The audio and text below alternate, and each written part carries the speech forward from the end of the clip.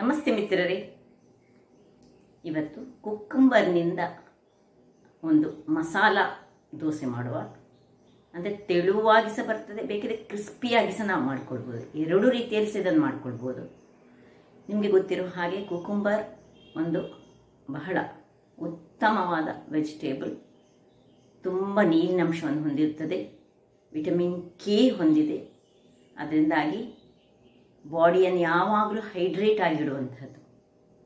ಹಾಗಿರುವಾಗ ಇವತ್ತು ಈ ಒಂದು ಕುಕ್ಕುಂಬರ್ನ ರುಚಿಕರವಾದ ಹೆಲ್ದಿಯಾದ ದೋಸೆಯನ್ನು ಹೇಗೆ ಮಾಡುವುದನ್ನು ನೋಡುವ ಮೊದಲು, ಯಾರೆಲ್ಲ ನನ್ನ ಚಾನಲನ್ನು ನೋಡ್ತಿದ್ದೀರಿ, ಯಾರೆಲ್ಲ ಇನ್ನೂ ಸಬ್ಸ್ಕ್ರೈಬ್ ಮಾಡಿಲ್ಲ, ದಯವಿಟ್ಟು ಸಬ್ಸ್ಕ್ರೈಬ್ ಮಾಡಿ ಸಪೋರ್ಟ್ ಮಾಡಿ ಅಂತ ಹೇಳುತ್ತಾ ಬನ್ನಿ ಈ ರುಚಿಕರವಾದ ದೋಸೆಯನ್ನು ಹೇಗೆ ಮಾಡುವುದನ್ನು ನೋಡೋಣ.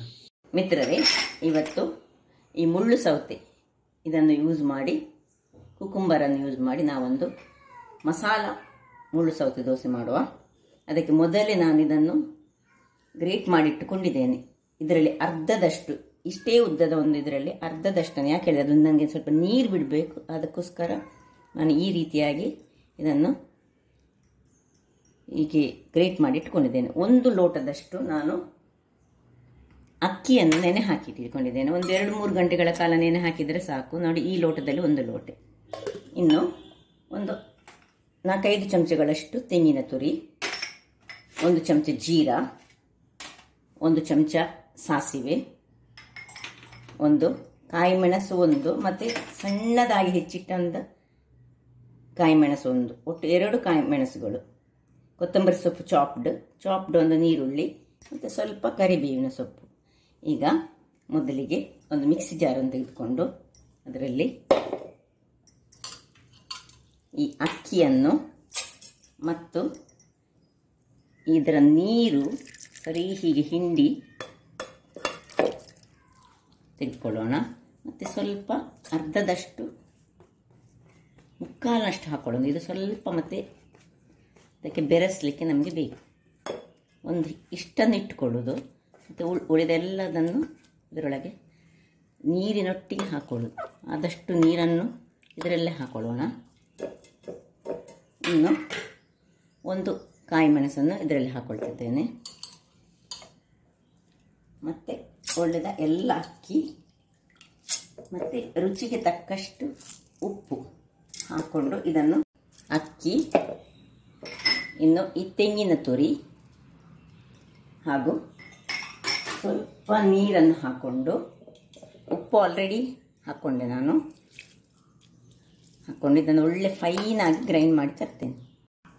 ವೀಕ್ಷಕರೇ ನೋಡಿ, ಇಲ್ಲಿ ಈಗ ಇದನ್ನು ಇದಕ್ಕೆ ಶಿಫ್ಟ್ ಮಾಡಿಕೊಳ್ಳೋಣ. ಒಳ್ಳೆ ಫೈನಾದ ಪೇಸ್ಟ್ ಆಯಿತು. ಈಗ ಇದಕ್ಕೆ ಸ್ವಲ್ಪ ನೀರನ್ನು ಸಹ ಹಾಕ್ಕೊಂಡು, ಸ್ವಲ್ಪ ನೀರು ದೋಸೆಯ ಹದಕ್ಕೆ ಬೇಕು ನನಗೆ. ಈಗ ಅದರ ಮೊದಲು ತುಂಬ ನೀರು ಮಾಡ್ಕೊಳ್ಳೋದು ಬೇಡ. ಅದಕ್ಕೆ ಈ ನೀರುಳ್ಳಿ, ಕೊಚ್ಚಿಟ್ಟಂತಹ ನೀರುಳ್ಳಿ ಹಾಕೊಳ್ಳೋಣ. ಮತ್ತು ಉಳ್ದ ಇದನ್ನು ಸಹ ಇದಕ್ಕೆ ಹಾಕೊಳ್ಳೋಣ. ಇದನ್ನು ಪಕ್ಕಕ್ಕಿಟ್ಟು ಇಲ್ಲಿ ಒಂದು ಬಾಣಲೆಯನ್ನು ಇಟ್ಕೊಂಡಿದ್ದೇನೆ ನಾನು. ಅಂದರೆ ಇದಕ್ಕೊಂದು ಒಗ್ಗರಣೆ ಬೇಕೀಗ. ಒಂದೇ 1 ಚಮಚದಷ್ಟು, ಸ್ವಲ್ಪವೇ ಸ್ವಲ್ಪ ತೆಂಗಿನ ಎಣ್ಣೆಯನ್ನು ಹಾಕ್ಕೊಂಡಿದ್ದೇನೆ ನಾನು.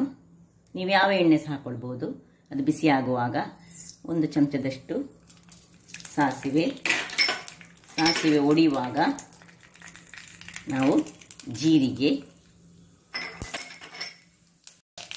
ಒಡೆಯುವಾಗ 4-5 ಕಾಳು ಮೆಣಸುಗಳು ಮತ್ತು ಸಣ್ಣದಾಗಿ ಹೆಚ್ಚಿಟ್ಟಂತಹ 1 ಕಾಯಿ ಮೆಣಸಿದು,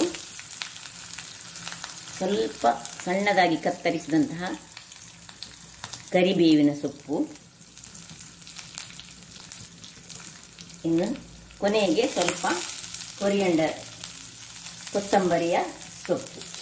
ಇವುಗಳನ್ನೆಲ್ಲ ನೋಡಿ, ಇದರಲ್ಲಿ ಇರುವುದೇ ಕಾಳು ಮೆಣಸಿನ ಒಂದು ಫ್ಲೇವರ್ ಬಹಳ ಚೆನ್ನಾಗಿ ಬರ್ತದೆ ಮತ್ತು ಶೀತಕ್ಕೆ ಸಹ ಬಹಳ ಒಳ್ಳೆಯದು. ಸ್ವಲ್ಪ ಈ ಮುಳ್ಳು ಸೌತೆ ಶೀತ ಪ್ರವೃತ್ತಿ ಅಲ್ವಾ, ಮತ್ತು ತಂಪು ದೇಹಕ್ಕೆ. ಅದರೊಟ್ಟಿಗೆ ಇದು ಸಹ ಕರಿಮೆಣಸು ಸೇರಿದ್ರೆ ಬಹಳ ಚೆನ್ನಾಗಿ ಬರ್ತದೆ. ಈಗ ಇದನ್ನು ಆಫ್ ಮಾಡಿಕೊಂಡು ಇದನ್ನು ಇದಕ್ಕೆ ಸೇರಿಸ್ಕೊಳ್ಳೋಣ. ಇಲ್ಲಿ ಬೇಕಿದ್ರೆ ಒಂದು ಪಿಂಚ ಹಳದಿ ಸಹ ನೀವು ಸೇರಿಸ್ಕೊಳ್ಬೋದು, ಬಹಳ ಚೆನ್ನಾಗಿ ಬರ್ತದೆ. ಆಗ ಸ್ವಲ್ಪ ಕಲರ್ ಹಳದಿ ಬರ್ತದೆ ದೋಸೆದು. ಇಷ್ಟ ಆಗುವಾಗ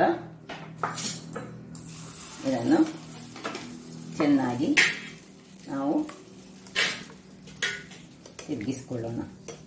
ಇನ್ನು ಉಳಿದ ಕೊತ್ತಂಬರಿ ಸೊಪ್ಪನ್ನು ಇದರ ಮೇಲಕ್ಕೆ ಹಾಕೊಳ್ತಿದ್ದೇನೆ ನಾನು.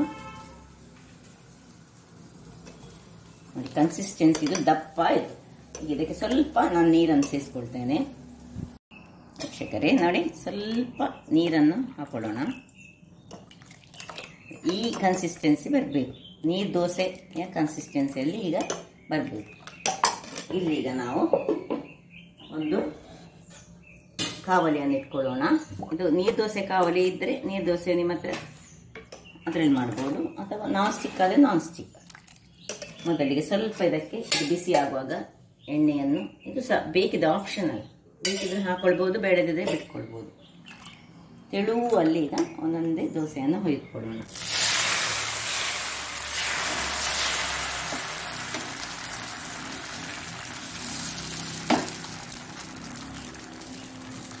ಮುಚ್ಚಳವನ್ನು ಮುಚ್ಚಿಕೊಂಡು ಬೇಯಿಸ್ಕೊಳ್ಳೋಣ. ಒಂದು 5 ನಿಮಿಷ ಬೇಯಿಸ್ಕೊಳ್ಳೋಣ. ವೀಕ್ಷಕರೇ ಇಲ್ಲಿ ನೋಡಿ, ಒಳ್ಳೆ ಕಾಯಿತು. ಒಂದು 2 ನಿಮಿಷ ಇಟ್ಕೊಳ್ಬೇಕು. ಈಗ ಬೇಕಿದ್ರೆ ಮೇಲೆ ಸ್ವಲ್ಪ ಎಣ್ಣೆಯನ್ನು ಹೀಗೆ ಗ್ರೀಸ್ ಮಾಡ್ಕೊಳ್ಬೋದು ನೀವು, ಅಗತ್ಯವಿದ್ದರೆ ಮಾತ್ರ. ಬೇಕಿದ್ರೆ ಇದು ಒಳ್ಳೆ ಖಾರ ಖಾರ ಆಗಿ ಮಸಾಲೆಯಿಂದ ಕೂಡಿದ್ರಿಂದಾಗಿ ಇದಕ್ಕೆ ಚಟ್ನಿ ಇಲ್ಲದೆ ಸಹ ಇದನ್ನು ನಾವು ತಿನ್ಬೋದು. ಸೊ ನೋಡಿ, ಹೀಗೆ ಬರ್ತದೆ ನೋಡಿ, ನೀರು ದೋಸೆ ಹಾಗೆ ಬರ್ತದೆ. ಬಹಳ ಟೇಸ್ಟಿಯಾಗಿ ಬರುವಂತಹ ಈ ದೋಸೆ ಎಲ್ಲರಿಗೆ ಸಹ ಖುಷಿ ಆಗ್ತದೆ. ತಂಪಿಗೆ ತಂಪು, ಈಗ ಸಮ್ಮರ್ ಶುರುವಾಗಿದೆ, ಅದರೊಟ್ಟಿಗೆ ವಿಂಟರ್ ಕಳೆದ ಕೂಡಲೇ ಈ ಬೇಕಿದ್ದಷ್ಟು ಈ ಕುಕುಂಬರ್ ಯಾವಾಗಲೂ ಅವೈಲೇಬಲ್ ಇರುವಂತಹ ಒಂದು ವೆಜಿಟೇಬಲ್ ನೋಡಿ. ಅದೇ ರೀತಿಯಲ್ಲಿ ಹೀಗೆ ಮಾಡಿಕೊಂಡು ಹಾಕಿದರೆ ಆಯಿತು. ಇದು ನಾವು ಇನ್ನೊಂದು ರೀತಿಯಲ್ಲಿ ದಪ್ಪದಲ್ಲಿ ಮಾಡ್ತೇವೆ, ದಪ್ಪ ಕುಕುಂಬರ್ ದೋಸೆ. ಅದಕ್ಕೆ ಬೆಲ್ಲ ಎಲ್ಲ ಹಾಕಿ ಮಾಡ್ತೇವೆ, ಅದು ಸಹ ಬಹಳ ರುಚಿಕರವಾಗಿರ್ತದೆ. ಕುಕುಂಬರ್ನ ಇಡ್ಲಿ ಮಾಡ್ತೇವೆ ನಾವು, ಅದು ಸಹ ಇನ್ನೂ ಸಹ ರುಚಿಕರ. ಅದು ಬೇಕಿದ್ರೆ ರಾತ್ರಿ ಮಾಡಿಟ್ಟುಕೊಂಡು ತಿಂದರೆ ಬೆಳಿಗ್ಗೆ ಬಹಳ ಟೇಸ್ಟಿಯಾಗಿ ಬರ್ತದೆ. 2ನೇ ದೋಸೆ ಸಹ ಸಿದ್ಧ ಆಗಿದೆ ನೋಡಿ, ಹೇಗೆ ಬರ್ತದೆ ನೋಡಿ. ನೀವು ಬೇಕಿದ್ರೆ ಕ್ರಿಸ್ಪಿಯಾಗಿ ಸಹ ಇದನ್ನು ಮಾಡ್ಕೊಳ್ಬೋದು, ಅದು ಸಹ ಒಳ್ಳೆಯದಾಗ್ತದೆ. ಹೇಗೆ ಸಹ ಆಗ್ತದೆ ನೋಡಿ. ಇದನ್ನು ನಾವು ನಾನು ಮೊನ್ನೆ ಒಂದು ನಿಮಗೆ ಚಟ್ನಿ ತೋರಿಸಿದ್ದೇನಲ್ಲ, ನೀರುಳ್ಳಿಯ ಗೊಜ್ಜು, ಅದರಲ್ಲಿ ತಿನ್ನಲಿಕ್ಕಂತೂ ಸೂಪರ್ ಆಗಿ ಬರ್ತದೆ ನೋಡಿ, ಈ ರೀತಿಯ ಗೊಜ್ಜು. ಸೊ ಅಥವಾ ಖಾಲಿ ಸಹ ಚಟ್ನಿ ಇಲ್ಲದೆ ಸಹ ಇದನ್ನು ತಿನ್ಬೋದು. ಹಾಗಾದರೆ ನೋಡಿದ್ರಲ್ಲ ವೀಕ್ಷಕರೇ, ನೋಡಿ ಸ್ಮೂತಾಗಿ ಹೇಗೆ ಉಂಟು ನೋಡಿ. ಯಾಕೆ ಹೇಳಿದರೆ ಈ ಕುಕುಂಬರನ್ನು ಹಾಕಿದ ಕೂಡಲೇ ಯಾವುದೇ ಒಂದು ಅಕ್ಕಿಯ ದೋಸೆ ಅಥವಾ ಇಡ್ಲಿ ಆಗಲಿ ಬಹಳ ಸ್ಮೂತಾಗಿ ಬರೋದು, ಆರೋಗ್ಯಕ್ಕೂ ಬಹಳ ಒಳ್ಳೆಯದು. ಹಾಗಾದರೆ ನನ್ನ ಕುಕಿಂಗ್ ಚಾನಲ್ ನಿಮಗೆ ಇಷ್ಟ ಆದರೆ ಬೋಳೂರು ಸುವರ್ಣ ಚಾನಲನ್ನು ಲೈಕ್ ಮಾಡಿ, ಶೇರ್ ಮಾಡಿ ಹಾಗೂ ಸಬ್ಸ್ಕ್ರೈಬ್ ಮಾಡಿ, ಹಾಗೂ ನನ್ನ ಇನ್ಸ್ಟಾಗ್ರಾಮ್ ಪೇಜನ್ನು ಫಾಲೋ ಮಾಡಿ. ಧನ್ಯವಾದಗಳು.